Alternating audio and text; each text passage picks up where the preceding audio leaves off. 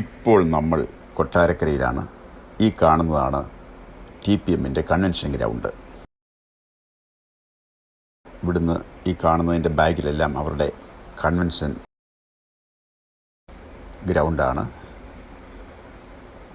ആ ബോർഡ് കാണുന്നതെല്ലാം TPMൻ്റെ സ്വന്തമാണ്. ധാരാളം ആളുകൾ കൂടി വരുന്ന ഒരു മീറ്റിംഗാണ് കൊട്ടാരക്കര സെൻട്രൽ കൺവെൻഷൻ. വളരെ അനുഗ്രഹകരമായി നടന്നു വരുന്നു. വളരെ അടുക്കും ചിട്ടിയോടും കൂടി എല്ലാവരും ഒന്ന് പോയി കാണേണ്ട ഒരു കാഴ്ച തന്നെയാണ്. ഇതാണ് TPMൻ്റെ മെയിൻ ഓഫീസ് ബിൽഡിംഗ്. പാസ്റ്റേഴ്സും ഒക്കെ ഇവിടെയാണുള്ളത്. സിസ്റ്റേഴ്സും ഒക്കെ അവിടെയാണ് താമസിക്കുന്നത്. നമ്മൾ പുലമൺ ജംഗ്ഷനിലേക്ക് അടുത്തുകൊണ്ടിരിക്കുകയാണ്. അടുത്തതായി ഈ പ്രദേശത്തുള്ളത് കേരള തിയോളജിക്കൽ സെമിനാരി എന്ന സ്ഥാപനമാണ്.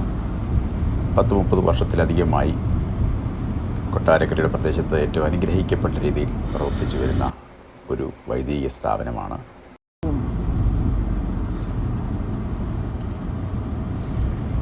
ഇതാണ് Kerala theological seminary. Doctor Kunjappan C. വർഗീസാണ് ഇതിൻ്റെ സ്ഥാപകനും പ്രസിഡൻറ്റും ഒക്കെ. ഇനിയിപ്പോൾ ചർച്ച് ഓഫ് ഗോഡിൻ്റെ ഒരു ഹാളുണ്ട്. കൊട്ടാരക്കര പുലമൺ ജംഗ്ഷനിൽ തന്നെയാണത്. നല്ല ബിൽഡിങ്ങും ധാരാളം വിശ്വാസികളൊക്കെ ഉള്ള ഒരു ആരാധനാലയമാണിത്, ചർച്ച് ഓഫ് ഗോഡിൻ്റെ ഹാൾ. നമ്മുടെ പുലമൺ IPC പെർശേവ ചർച്ച് ഇവിടുന്ന് വെളുത്തോട്ടിറങ്ങുന്നിടത്താണത് കാണുന്നത്. ആ കാണുന്നതാണ്. ഇനിയിപ്പോൾ നമ്മുടെ പാസ്റ്റർ ടിനുവിൻ്റെ ജീസസ് ഈസ് അലൈവ് എന്ന ചർച്ചാണ് ഇപ്പോൾ കാണുന്നതാണ്. കൊട്ടാരക്കരയെ സംബന്ധിച്ച് നമ്മൾ നോക്കുമ്പോൾ പെന്തക്കോസ്ത് സഭയുടെ പിള്ളത്തൊട്ടിൽ എന്ന് വിശേഷിപ്പിക്കാവുന്ന ഒരു സ്ഥലമാണ് കൊട്ടാരക്കര.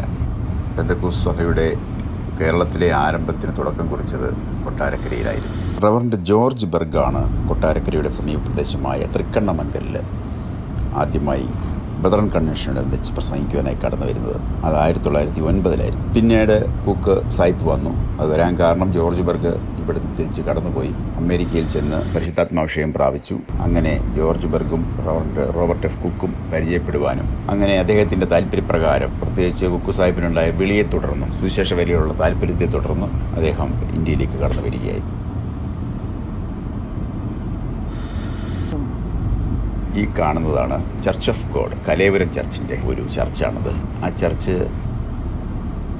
കിഴക്കേ തെരുവിൽ നിന്നും പത്തനാപുരത്തിന് പോകുന്ന വഴിക്കാണ് ആ ചർച്ചുള്ളത്. വളരെ വർഷങ്ങളായി അവരുടെ ജനറൽ കൺവെൻഷനൊക്കെ നടക്കുന്ന ഒരു ചർച്ചും ഗ്രൗണ്ടുമാണ് നമ്മൾ കണ്ടത്. റവറൻഡ് ജോർജ് ബർഗ് തൃക്കണ്ണമംഗൽ ബ്രദറൻ കൺവെൻഷനിൽ 1909 പെന്തക്കോസ്തിൻ്റെ ദൂത് ആദ്യമായി അറിയിച്ചു. തുടർന്ന് റോബർട്ട് F. കുക്ക് പെന്തക്കോസ്ത് സന്ദേശവുമായി ഇവിടെ ആദ്യമെത്തി. തിരുവിതാംകൂറിലെ പ്രവർത്തനങ്ങൾക്ക് കേന്ദ്രമായി നിന്നത് കൊട്ടാരക്കരയാണ്. ജോർജ് ബർഗിനോടൊപ്പം ബേഡ് ലാം, ഏനാഡ്, മുസാഭായി, ആർദർ, ഡേവിഡ് എന്നീ മിഷണറിമാരും ഉണ്ടായിരുന്നു. ഇവരിൽ ജോർജ് ബർഗ് മാത്രമാണ് പരിശുദ്ധാത്മാഭിഷേകം പ്രാപിച്ചിരുന്നത്. രക്ഷ, സ്നാനം, പരിശുദ്ധാത്മാഭിഷേകം, വേർപാട് തുടങ്ങിയ അടിസ്ഥാന വേദോപദേശങ്ങൾ വളരെ ശക്തമായി ആദ്യകാലങ്ങളിൽ അദ്ദേഹം കൊട്ടാരക്കരയുടെ പരിസര പ്രദേശങ്ങളിൽ നടന്ന മീറ്റിങ്ങുകളിൽ പ്രസംഗിച്ചിരുന്നു. തൽഫലമായി അനേകർ ഈ സത്യത്തിലേക്ക് ആകർഷിക്കപ്പെട്ടു. അടുത്ത വർഷങ്ങളിൽ അദ്ദേഹത്തിൻ്റെ കൺവെൻഷനുകളിൽ ബ്രദറുകാർ സഹകരിച്ചില്ല. അതിനാൽ അദ്ദേഹം സ്വതന്ത്രമായി യോഗങ്ങൾ സംഘടിപ്പിക്കാൻ തീരുമാനിച്ചു. അടൂരും കൊട്ടാരക്കരയിലുമാണ് അന്ന് ഇത്തരത്തിലുള്ള ആദ്യ പെന്തക്കോസ്ത് യോഗങ്ങൾ ക്രമീകരിക്കപ്പെട്ടത്. 1921 കുക്ക് സാഹിബ് തൃക്കണ്ണമംഗലിലെത്തുന്നത്. ആ വർഷം തന്നെ വില്ലാക്കോണത്ത് ബംഗ്ലാവ് എന്ന വീട് 5 വർഷത്തെ അദ്ദേഹം വാടകയ്ക്കെടുത്തു. നിരന്തര ഫലമായി അവിടെ ക്രമീകരിച്ചിരുന്ന സുവിശേഷ യോഗങ്ങളിൽ ധാരാളം പേർ കടന്നു വരികയും അനേകർ കർത്താവിനെ രക്ഷകരായി സ്വീകരിക്കുകയും രോഗശാന്തി അനുഭവിക്കുന്നതിനിടയായി തീർന്നു. തുടർന്ന് അദ്ദേഹത്തിൻ്റെ കൈകീഴിൽ തന്നെ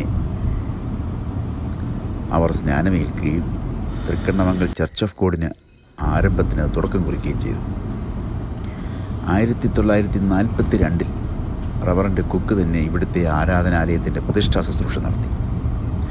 pastor Y Zachariah, Konnakkad Mathai sir, Malayil Unnunnichan എന്നിവർ ഇവിടുത്തെ ആരംഭകാല പ്രവർത്തകരായിരുന്നു. വിദേശ മിഷണറിമാരുടെ പ്രവർത്തനങ്ങളുടെ ചുവട് പിടിച്ച് pastor KI John, CK Daniel, VT Joseph, TG Oommen എന്നിവർ ഇവിടെ പ്രവർത്തിച്ചിട്ടുണ്ട്.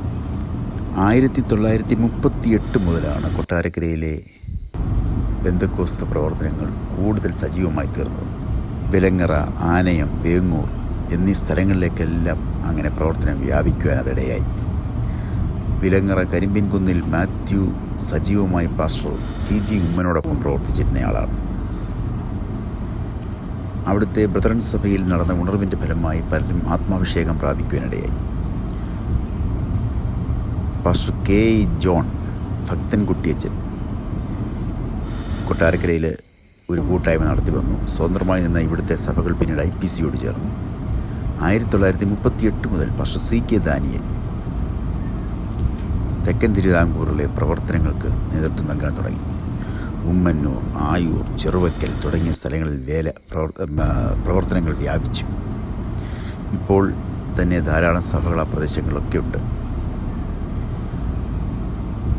1961 കലയപുരത്ത് പാസ്റ്റർ ഇട്ടി മത്തായി ദൈവസഭ ആരംഭിച്ചു. ഇത് പെന്തക്കോസ്ത് മിഷൻ്റെ കൊട്ടാരക്കര സെൻറ്ററിൻ്റെ ആ സ്ഥാനം നമ്മുടെ കൊട്ടാരക്കരയിലാണ്. കൊട്ടാരക്കരയിൽ നിന്നും തമിഴ്നാട്ടിലെ ചെങ്കോട്ടയിലേക്കുള്ള യാത്രയിൽ നമ്മൾ ഏതാണ്ട് കുന്നിക്കോടിനോടടുത്ത്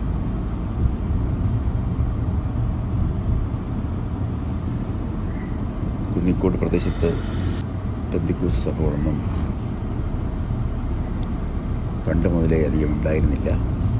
എന്നാലിപ്പോൾ അവിടെ ഇവിടെയായി അസംബ്ലീസ് ഓഫ് ഗോഡും സ്വതന്ത്ര സഭകളും ഷാരോൻ ഫെലോഷിപ്പ് ചർച്ചുമൊക്കെ അതിൻ്റെ പരിസര പ്രദേശങ്ങളിലൊക്കെയായി സഭകൾ ആരംഭിച്ചിട്ടുണ്ട്. ദൈവം ഈ സഭകളെയൊക്കെ അനുഗ്രഹിക്കട്ടെ.